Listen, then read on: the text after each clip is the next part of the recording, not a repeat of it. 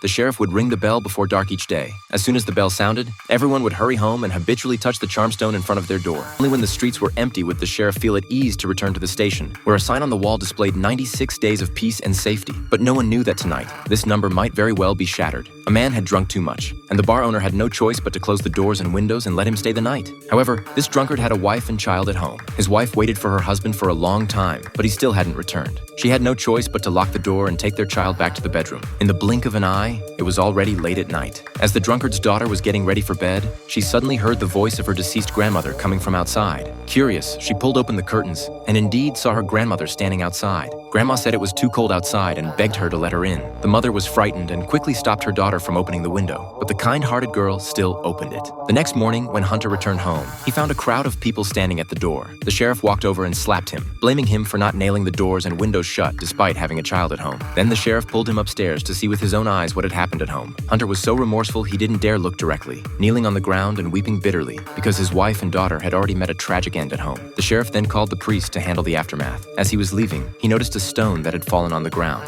That afternoon, the priest gathered everyone for a funeral. Suddenly, an RV drove into the small town. Everyone looked at the vehicle in surprise. The sheriff told everyone to leave as quietly as possible after the ceremony, and he and the deputy would go handle this matter. Jim and the others waited until the ceremony ended, then walked to the roadside to ask for directions, but no one paid them any attention. At this point, the sheriff took the initiative to come over and greet them. Dylan asked him where the next highway entrance was, because they had been blocked by a large tree on the highway earlier and could only take a detour, ending up in this town. The sheriff told them to just keep driving forward and they would understand. Dylan felt it was a bit strange, but could only continue driving. Heading west, after driving for 10 minutes, his wife suddenly realized that they had actually returned to this small town again.